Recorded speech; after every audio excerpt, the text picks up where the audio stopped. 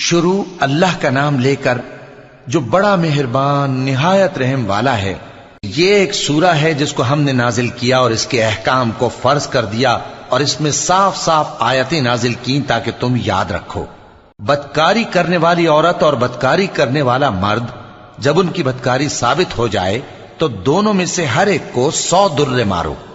اور اگر تم اللہ اور روز آخر پر ایمان رکھتے ہو تو اللہ کے قانون کو نافذ کرنے میں تمہیں ان پر ہرگز ترس نہ آئے،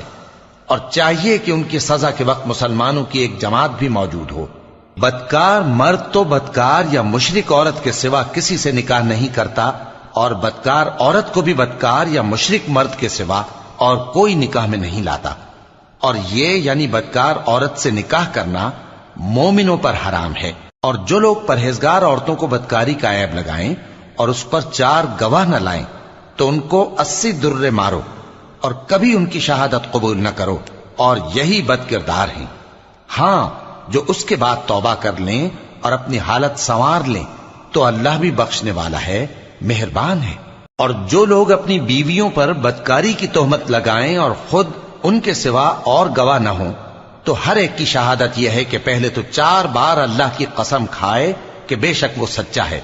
اور 5ویں بار یہ کہے کہ اگر وہ جھوٹا ہو تو اس پر اللہ کی لعنت۔ اور عورت سے سزا کو یہ بات ٹال سکتی ہے کہ وہ پہلے 4 بار اللہ کی قسم کھائے کہ بے شک یہ جھوٹا ہے، اور 5ویں دفعہ یوں کہے کہ اگر یہ سچا ہو تو مجھ پر اللہ کا غضب نازل ہو۔ اور اگر تم پر اللہ کا فضل اور اس کی مہربانی نہ ہوتی تو بہت سی خرابیاں پیدا ہو جاتی۔ اور یہ کہ اللہ توبہ قبول کرنے والا ہے، حکیم ہے۔ جن لوگوں نے یہ بہتان باندھا ہے وہ تمہیں میں سے ایک جماعت ہے، اس کو اپنے حق میں برا نہ سمجھنا، بلکہ وہ تمہارے لیے اچھا ہے۔ ان میں سے جس شخص نے گناہ کا جتنا حصہ لیا اس کے لیے اتنا وبال ہے، اور جس نے ان میں سے اس بہتان کا بڑا بوجھ اٹھایا ہے اس کو بڑا عذاب ہوگا۔ جب تم نے وہ بات سنی تھی تو مومن مردوں اور عورتوں نے کیوں اپنے دلوں میں نیک گمان نہ کیا، اور کیوں نہ کہہ دیا کہ یہ کھلم کھلا بہتان ہے؟ یہ بہتان لگانے والے اپنی بات کی تصدیق کے لیے 4 گواہ کیوں نہ لائے؟ تو جب یہ گواہ نہیں لا سکے تو اللہ کے نزدیک یہی جھوٹے ہیں۔ اور اگر دنیا اور آخرت میں تم پر اللہ کا فضل اور اس کی رحمت نہ ہوتی تو جس شغل میں تم منہمک تھے اس کی وجہ سے تم پر بڑا سخت عذاب نازل ہوتا، جب تم اپنی زبانوں سے اس کا ایک دوسرے سے ذکر کرتے تھے اور اپنے منہ سے ایسی بات کہتے تھے جس کا تم کو کچھ بھی علم نہ تھا، اور تم اسے ایک ہلکی بات سمجھتے تھے، حالانکہ اللہ کے نزدیک وہ بڑی بھاری بات تھی۔ اور جب تم نے اسے سنا تھا تو کیوں نہ کہہ دیا کہ ہمیں شایع نہیں کہ ایسی بات زبان پر لائیں؟ پروردگار تو پاک ہے، یہ تو بہت بڑا بہتان ہے۔ اللہ تمہیں نصیحت کرتا ہے کہ اگر مومن ہو تو پھر کبھی ایسا کام نہ کرنا، اور اللہ تمہارے سمجھانے کے لیے اپنی آیتیں کھول کھول کر بیان فرماتا ہے، اور اللہ جاننے والا ہے، حکمت والا ہے۔ جو لوگ اس بات کو پسند کرتے ہیں کہ مومنوں میں بے حیائی یعنی تہمت بدکاری کی خبر پھیلے، ان کو دنیا اور آخرت میں دکھ دینے والا عذاب ہوگا، اور اللہ جانتا ہے اور تم نہیں جانتے۔ اور اگر تم پر اللہ کا فضل اور اس کی رحمت نہ ہوتی تو کیا کچھ نہ ہوتا، مگر وہ کریم ہے، اور یہ کہ اللہ نہایت مہربان ہے، رحیم ہے۔ مومنوں، شیطان کے قدموں پر نہ چلنا، اور جو شخص شیطان کے قدموں پر چلے گا تو شیطان تو بے حیائی کی باتیں اور برے کام ہی بتائے گا۔ اور اگر تم پر اللہ کا فضل اور اس کی مہربانی نہ ہوتی تو ایک شخص بھی تم میں پاک نہ ہو سکتا، مگر اللہ جس کو چاہتا ہے پاک کر دیتا ہے، اور اللہ سننے والا ہے، جاننے والا ہے۔ اور جو لوگ تم میں صاحب فضل اور صاحب مال ہیں وہ اس بات کی قسم نہ کھائیں کہ رشتہ داروں اور محتاجوں اور وطن چھوڑ جانے والوں کو کچھ نہیں دیں گے، اور ان کو چاہیے کہ معاف کر دیں اور درگزر کریں۔ کیا تم پسند نہیں کرتے کہ اللہ تم کو بخش دے؟ اور اللہ تو بخشنے والا ہے، مہربان ہے۔ جو لوگ پرہیزگار اور برے کاموں سے بے خبر اور ایماندار عورتوں پر بدکاری کی تہمت لگاتے ہیں ان پر دنیا اور آخرت دونوں میں لعنت ہے، اور ان کو سخت عذاب ہوگا، یعنی قیامت کے روز جس دن ان کی زبانیں اور ہاتھ اور پاؤں سب ان کے کاموں کی گواہی دیں گے۔ اس دن اللہ ان کو ان کے اعمال کا پورا پورا اور ٹھیک ٹھیک بدلہ دے گا، اور ان کو معلوم ہو جائے گا کہ اللہ برحق اور حق کو ظاہر کرنے والا ہے۔ ناپاک عورتیں ناپاک مردوں کے لیے ہیں اور ناپاک مرد ناپاک عورتوں کے لیے، اور پاک عورتیں پاک مردوں کے لیے ہیں اور پاک مرد پاک عورتوں کے لیے۔ یہ پاک لوگ ان جھوٹوں کی باتوں سے بری ہیں اور ان کے لیے بخشش اور نیک روزی ہے۔ مومنوں، اپنے گھروں کے سوا دوسرے لوگوں کے گھروں میں گھر والوں سے اجازت لیے اور ان کو سلام کیے بغیر داخل نہ ہوا کرو، یہ تمہارے حق میں بہتر ہے، اور ہم یہ نصیحت اس لیے کرتے ہیں کہ شاید تم یاد رکھو۔ پھر اگر تم گھر میں کسی کو موجود نہ پاؤ تو جب تک تم کو اجازت نہ دی جائے اس میں مت داخل ہو، اور اگر یہ کہا جائے کہ اس وقت لوٹ جاؤ تو لوٹ جایا کرو، یہ تمہارے لیے بڑی پاکیزگی کی بات ہے، اور جو کام تم کرتے ہو اللہ سب جانتا ہے۔ ہاں، اگر تم کسی ایسے مکان میں جاؤ جس میں کوئی نہ بستا ہو اور اس میں تمہارا اسباب رکھا ہو تو تم پر کچھ گناہ نہیں، اور جو کچھ تم ظاہر کرتے ہو اور جو پوشیدہ کرتے ہو اللہ کو سب معلوم ہے۔ مومن مردوں سے کہہ دو کہ اپنی نظریں نیچی رکھا کریں اور اپنی شرمگاہوں کی حفاظت کیا کریں، یہ ان کے لیے بڑی پاکیزگی کی بات ہے، اور جو کام یہ کرتے ہیں اللہ ان سے خبردار ہے۔ اور مومن عورتوں سے کہہ دو کہ وہ بھی اپنی نگاہیں نیچی رکھا کریں اور اپنی شرمگاہوں کی حفاظت کیا کریں، اور اپنی آرائش یعنی زیور کے مقامات کو ظاہر نہ ہونے دیا کریں مگر جو اس میں سے کھلا رہتا ہو،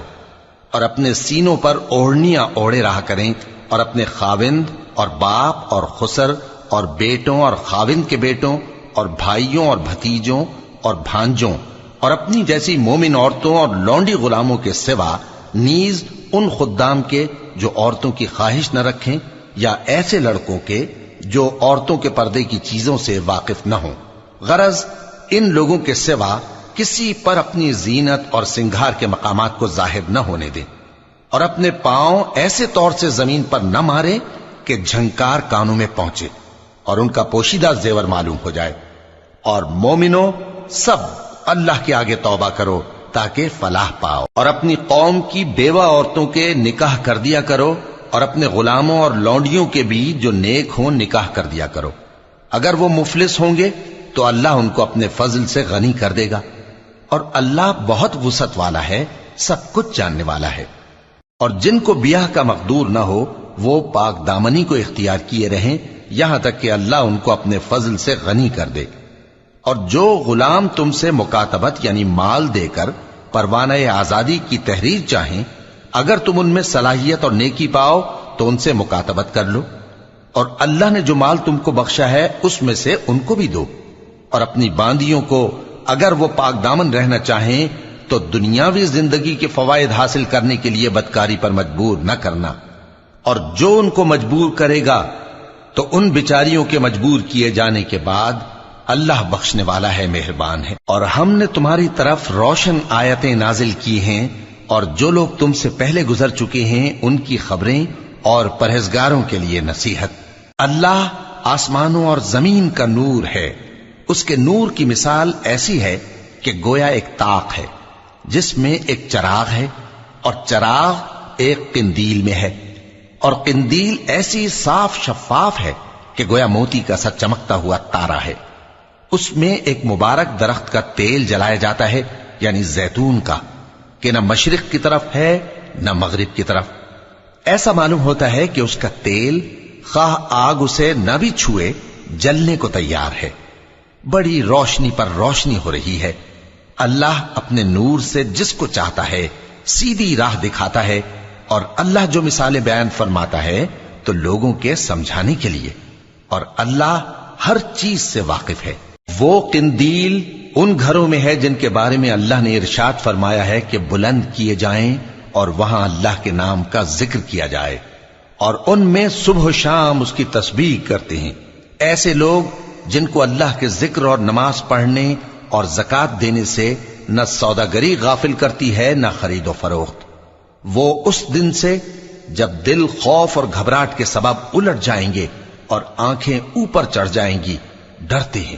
تاکہ اللہ ان کو ان کے اعمال کا بہت اچھا بدلہ دے اور اپنے فضل سے زیادہ بھی عطا فرمائے۔ اور اللہ جس کو چاہتا ہے بے حساب رزق دیتا ہے۔ اور جن لوگوں نے کفر کیا ان کے اعمال کی مثال ایسی ہے جیسے میدان میں ریت کہ پیاسا اسے پانی سمجھے، یہاں تک کہ جب اس کے پاس آئے تو اسے کچھ بھی نہ پائے اور اللہ ہی کو اپنے پاس دیکھے تو وہ اسے اس کا حساب پورا پورا چکا دے،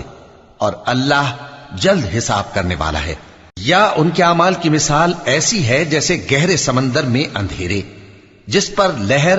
چڑھی چلی آتی ہو اور اس کے اوپر اور لہر آ رہی ہو اور اس کے اوپر بادل ہو، غرض اندھیرے ہی اندھیرے ہوں، ایک پر ایک چھایا ہوا، جب اپنا ہاتھ نکالے تو کچھ نہ دیکھ سکے، اور جس کو اللہ روشنی نہ دے اس کو کہیں بھی روشنی نہیں مل سکتی۔ کیا تم نے نہیں دیکھا کہ جو لوگ آسمانوں اور زمین میں ہیں اللہ کی تسبیح کرتے رہتے ہیں، اور پر پھیلائے ہوئے پرندے بھی، اور سب اپنی نماز اور تسبیح کے طریقے سے واقف ہیں، اور جو کچھ وہ کرتے ہیں سب اللہ کو معلوم ہے،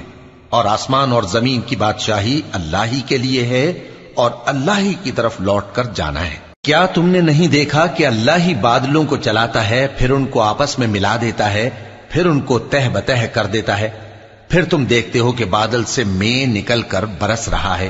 اور آسمان میں جو اولوں کے پہاڑ ہیں ان سے اولے نازل کرتا ہے، تو جس پر چاہتا ہے اس کو برسا دیتا ہے اور جس سے چاہتا ہے ہٹا رکھتا ہے، اور بادل میں جو بجلی ہوتی ہے اس کی چمک آنکھوں کو خیرہ کر کے بینائی کو اچ کے لیے جاتی ہے۔ اللہ ہی رات اور دن کو بدلتا رہتا ہے،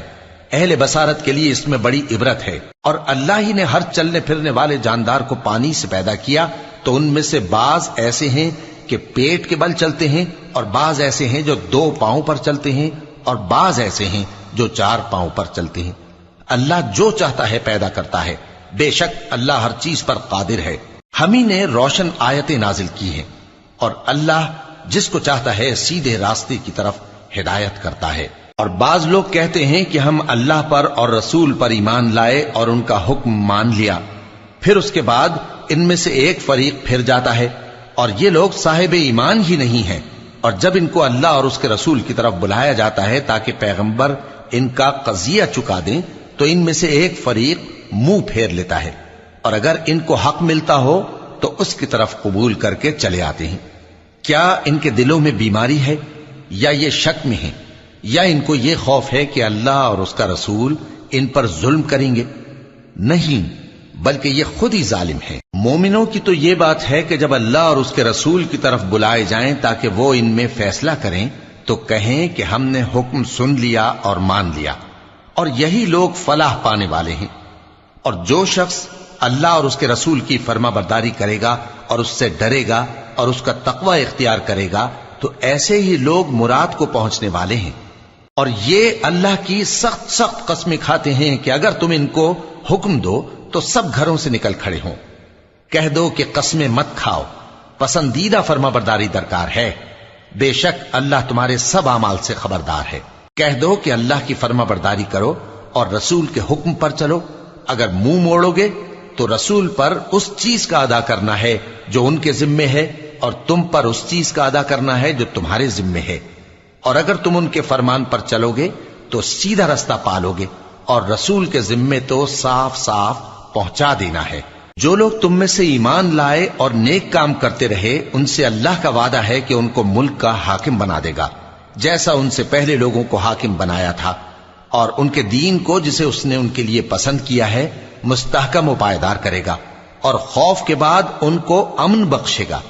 وہ میری عبادت کریں گے اور میرے ساتھ کسی چیز کو شریک نہ بنائیں گے، اور جو اس کے بعد کفر کرے تو ایسے ہی لوگ بد کردار ہیں۔ اور نماز پڑھتے رہو اور زکوٰۃ دیتے رہو اور پیغمبر کے فرمان پر چلتے رہو تاکہ تم پر رحمت کی جائے، اور ایسا خیال نہ کرنا کہ کافر لوگ ہم کو زمین میں مغلوب کر دیں گے، ان کا ٹھکانہ دوزخ ہے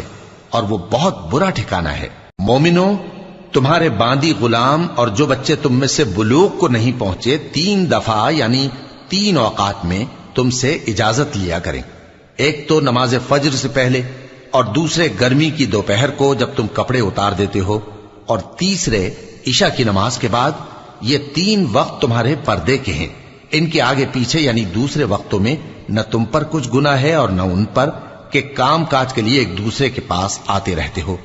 اس طرح اللہ اپنی آیتیں کھول کھول کر بیان فرماتا ہے، اور اللہ بڑا علم والا ہے، بڑا حکمت والا ہے۔ اور جب تمہارے لڑکے بالغ ہو جائیں تو ان کو بھی اسی طرح اجازت لینی چاہیے جس طرح ان سے اگلے یعنی بڑے آدمی اجازت حاصل کرتے رہے ہیں۔ اس طرح اللہ تم سے اپنی آیتیں کھول کھول کر بیان فرماتا ہے، اور اللہ جاننے والا ہے، حکمت والا ہے۔ اور بڑی عمر کی عورتیں جن کو نکاح کی توقع نہیں رہی اور وہ زائد کپڑے اتار کر سر ننگا کر لیا کریں تو ان پر کچھ گناہ نہیں، بشرطے کہ اپنی زینت کی چیزیں نہ ظاہر کریں، اور اگر اس سے بھی بچیں تو یہ ان کے حق میں بہتر ہے، اور اللہ سنتا ہے، جانتا ہے۔ نہ تو اندھے پر کچھ گناہ ہے، اور نہ لنگڑے پر، اور نہ بیمار پر، اور نہ خود تم پر کہ اپنے گھروں سے کھانا کھاؤ، یا اپنے باپ دادا کے گھروں سے، یا اپنی ماؤں کے گھروں سے، یا بھائیوں کے گھروں سے،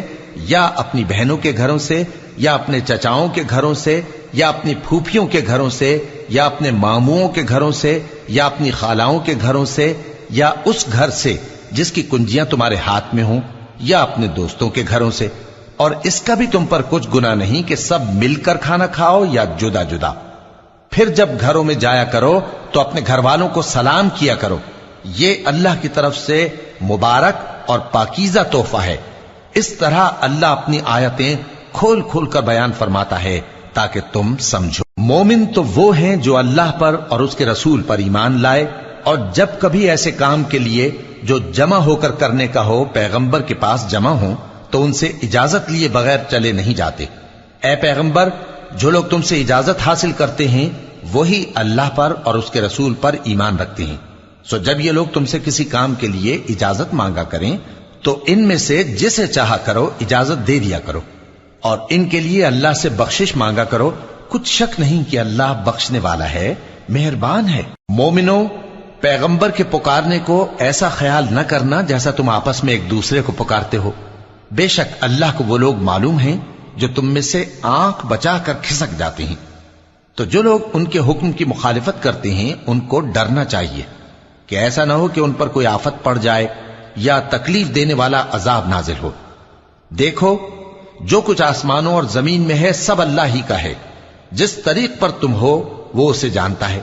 اور جس روز لوگ اس کی طرف لوٹائے جائیں گے تو جو عمل وہ کرتے رہے وہ ان کو بتا دے گا، اور اللہ ہر چیز سے واقف ہے۔